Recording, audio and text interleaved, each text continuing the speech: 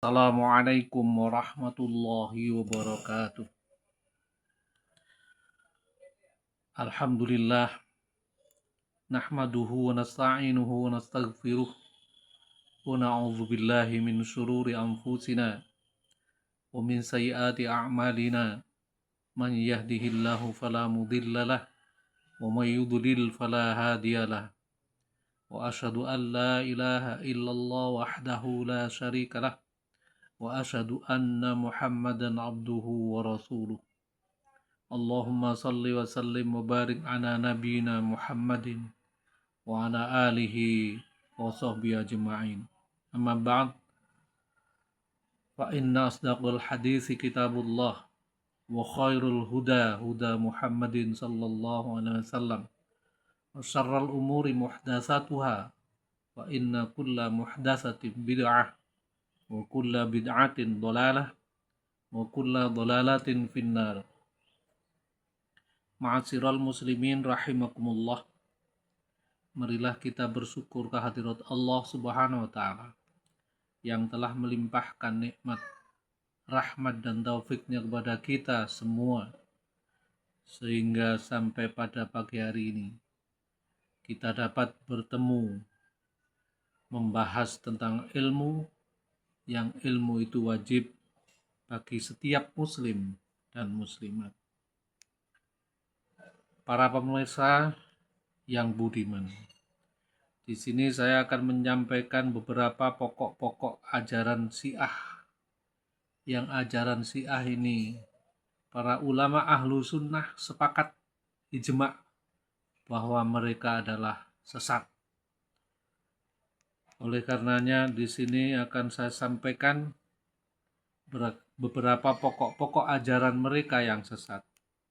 Yang pertama, anggapan mereka terhadap Al-Quran, bahwa Al-Quran menurut ahlu sunnah wal jamaah itu dijamin keasliannya, dijamin kesahihannya.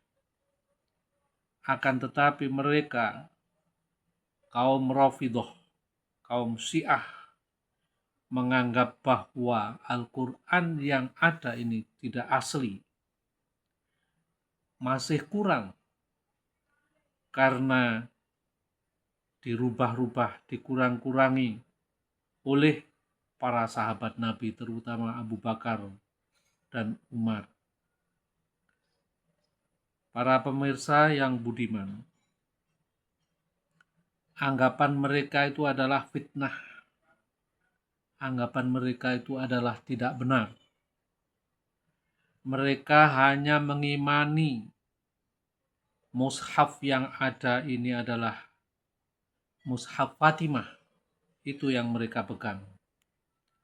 Kemudian yang kedua, bahwa Al-Quran tidak bisa dipahami dengan benar kecuali dengan pemahamannya para imam yang 12 mereka. Mereka menganggap bahwa imam yang 12 itu perkataannya semuanya benar karena mereka maksum, itu kata mereka. Sehingga penafsiran yang dibawakan oleh para imam mereka ini semuanya tidak menyimpang, itu menurut mereka. Sedangkan penafsiran yang menyimpang itu ada pada ahlu sunnah. Yang ahlu sunnah berpegang kepada penafsirannya para salaf, para imam mujtahidin, seperti Imam Hanafi, Imam Maliki, Imam Syafi'i, Imam Hambali, dan imam-imam setelahnya, yakni Imam Ibnu Hajar Al-Asqalani, Imam Ibnu Katsir, Imam Al-Qurtubi, dan lain sebagainya. Kalau kita menafsirkan yang menurut Imam Qurtubi, Imam Ibnu Katsir, dan lain sebagainya, itu mereka katakan salah semua. Para pemirsa yang budiman, mereka juga melakukan taktil atau penolakan atau peniadaan terhadap nama-nama dan sifat-sifat Allah Subhanahu wa taala. Dalam konteks ini, mereka termasuk kaum Jahmiyah, yang mana kaum Jahmiyah juga telah mentaktil sifat-sifat dan nama-nama Allah Subhanahu wa taala. Kemudian iman dalam pandangan mereka, kaum Rafidhah, adalah mengenal dan mencintai para imam mereka. Apabila orang di luar Syiah Rafidhah atau Syiah yang lainnya tidak beriman kepada imam yang 12, maka itu adalah kekafiran. Karena beriman kepada imam yang 12 itu merupakan rukun iman bagi kaum Syiah Rafidhah. Mereka juga menafikan takdir, sehingga mereka termasuk golongan Qadariyah, yakni kelompok yang tidak mengimani takdir. Mereka juga meyakini Rasulullah SAW berwasiat kepada Ali untuk menggantikan sebagai khalifah sepeninggal Rasulullah SAW. Padahal itu adalah hadisnya maudhu atau palsu.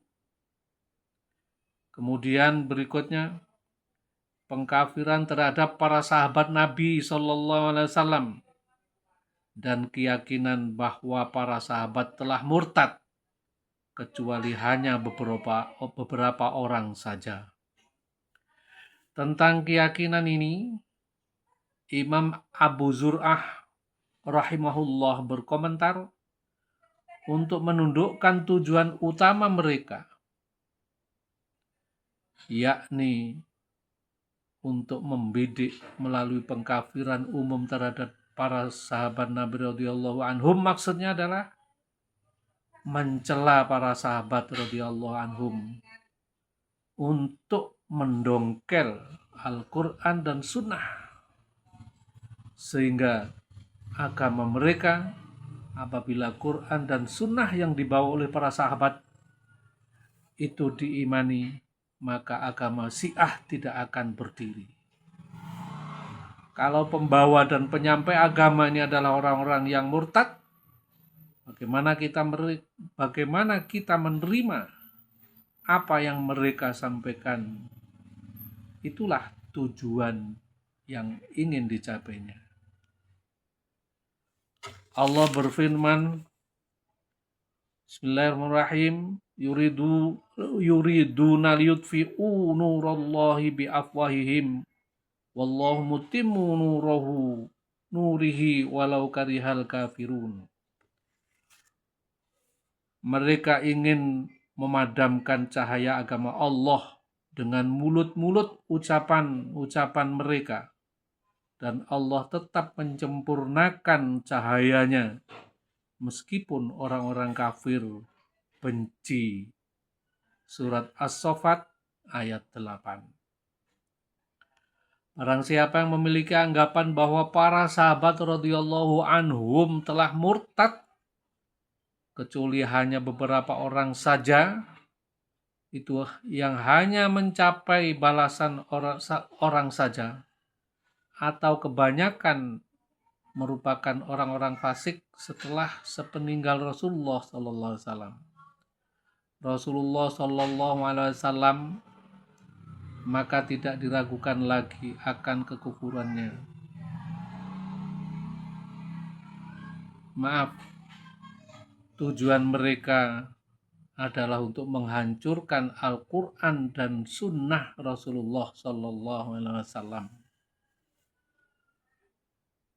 Maka tidak diragukan lagi akan kekufurannya.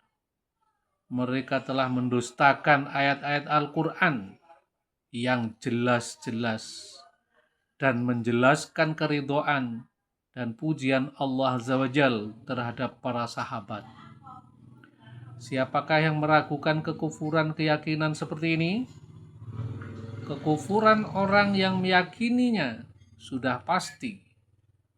Sungguhnya anggapan ini juga mengharuskan bahwa penyampai Al-Quran dan Sunnah adalah orang-orang kafir dan fasik. Yang dimaksud adalah para sahabat Nabi Sallallahu Alaihi Wasallam. Mereka itu adalah kafir dan fasik. Itulah anggapan mereka. Berdasarkan keyakinan mereka yang rusak itu, Allah berfirman di dalam surat Al-Imran ayat 110. Kuntum khaira ummatin ukhrijat linnas. Kamu adalah umat yang terbaik yang dilahirkan untuk manusia. Memberikan makna bahwa umat yang terbaik dan generasi pertama umat adalah orang-orang kafir dan fasik, yang berarti bahwa umat ini adalah sejelek-jelek umat. Yang terjelek adalah generasi awalnya. Kekufuran dan keyakinan seperti ini sangat nyata di dalam Islam. Karena Allah mengatakan melalui Rasulullah Sallallahu Alaihi Wasallam bahwa para sahabat Nabi yang 10 itu dijamin masuk surga. Sedangkan Syiah Rafidhah menganggapnya adalah kafir. Kemudian kesesatan berikutnya, para imam 12 mendapatkan wahyu dari Allah Azza wa Jalla, sehingga kaum Syiah mendefinisikan sunnah dengan istilah segala yang berasal dari orang maksum, yakni terjaga dari dosa dan kesalahan, baik berupa perkataan, perbuatan, ataupun takrir, pembenaran. Menurut mereka itu hanya ada pada Ali bin Abi Thalib yang menguasai sunnah-sunnah Rasulullah Sallallahu Alaihi Wasallam, sedangkan Abu Bakar dan Umar juga Utsman, maka ini bukan termasuk orang-orang yang benar. Itu kata mereka. Kemudian imamah, yakni kepemimpinan. Kepemimpinan kaum muslimin hanya dipegang oleh imam 12. Mereka mencela dan tidak mengakui khilafah Abu Bakar radhiyallahu anhu, juga Umar bin Khattab radhiyallahu anhu. Tentang keyakinan ini Imam Asy-Syafi'i rahimahullah berkata, barang siapa tidak mengakui khalifah atau kepemimpinan Abu Bakar radhiyallahu anhu dan Umar bin Khattab radhiyallahu anhuma, dia adalah seorang Rafidhi. Para imam memiliki sifat maksum, terjaga dari kesalahan mereka, tidak pernah lupa dan selalu mengetahui apa yang terjadi dan yang akan terjadi. Para imam tidak akan mati kecuali dengan keinginan imam itu sendiri. Itu kata mereka. Ini adalah kesesatan. Kemudian para imam akan bangkit dari kubur apabila mereka menghendakinya untuk menjumpai sebagian manusia. Keyakinan ini mereka sebut dengan akidah zuhur. Kemudian kesesatan berikutnya, para imam dan wali lebih mulia daripada para nabi dan rasul. Kemudian kesesatan yang berikutnya, para imam akan kembali ke dunia setelah kematian mereka. Demikian pula ahlu sunnah. Mereka kemudian akan membalas para sahabat menyalib Abu Bakar radhiyallahu anhu dan Umar radhiyallahu anhu, juga menegakkan hukuman zina terhadap Aisyah radhiyallahu anha. Semoga Allah Azza wa Jalla menghancurkan mereka. Keyakinan ini mereka sebut dengan akidah ar-raj'ah. Kemudian kuburan para imam adalah tempat-tempat suci. Oleh karenanya diambil tanahnya untuk dipakai ketika dia bersujud kepada Allah. Tanah kuburan imam-imam itu dipakai untuk sujud kepada Allah Subhanahu wa taala. Kemudian keyakinan bada, yaitu terkuaknya sesuatu bagi Allah Azza wa Jalla setelah sebelumnya tersembunyi, sehingga menyebabkan Allah Azza wa Jalla menarik perkataan yang telah difirmankan atau perbuatan yang dilakukan. Maha suci Allah Azza wa Jalla atas apa yang mereka katakan. Kemudian juga mereka berkeyakinan orang-orang di luar mereka adalah kafir. Inilah yang disebut takfiri. Sebenarnya ajaran takfiri bukan ada pada Wahabi, akan tetapi takfiri ada pada kaum Syiah yang berkedok, yang bertakiyah seperti Ahlu Sunnah. Kemudian mereka berkeyakinan bahwa seluruh kebaikan yang dilakukan oleh Ahlu Sunnah akan diberikan untuk Syiah, dan dosa-dosa Syiah akan dibebankan kepada Ahlu Sunnah. Ini yang mereka sebut dengan istilah abtinah.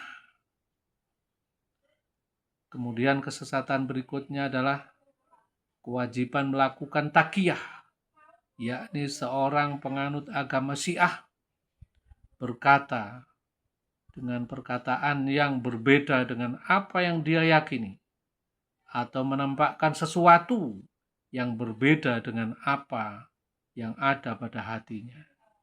Keyakinan takiyah ini merupakan satu kewajiban bagi para penganut Syiah.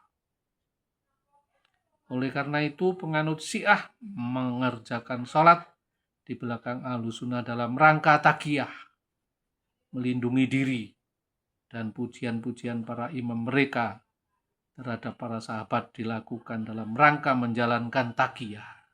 Kalau ditanya apakah Abu Bakar, Umar kafir, maka ketika berhadapan dengan Ahlu Sunnah, maka mereka katakan tidak kafir. Bahkan menuduh balik, itu tuduhan yang jelek, itu kata mereka. Kemudian imam yang ke-12, Muhammad bin Hasan al-Askari, telah memasuki salah satu gua di daerah Samira pada tahun 260 Hijriah. Pada saat masih kecil, ia telah menjadi seorang imam sejak kematian ayahnya sampai hari ini. Padahal tatkala mengatakan bahwa Hasan al-Askari meninggal dalam keadaan mandul, tidak memiliki anak.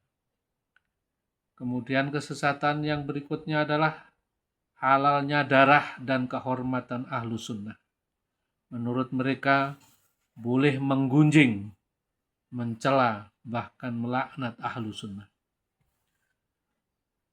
Kemudian mereka juga menghalalkan nikah mut'ah, yakni kawin kontrak.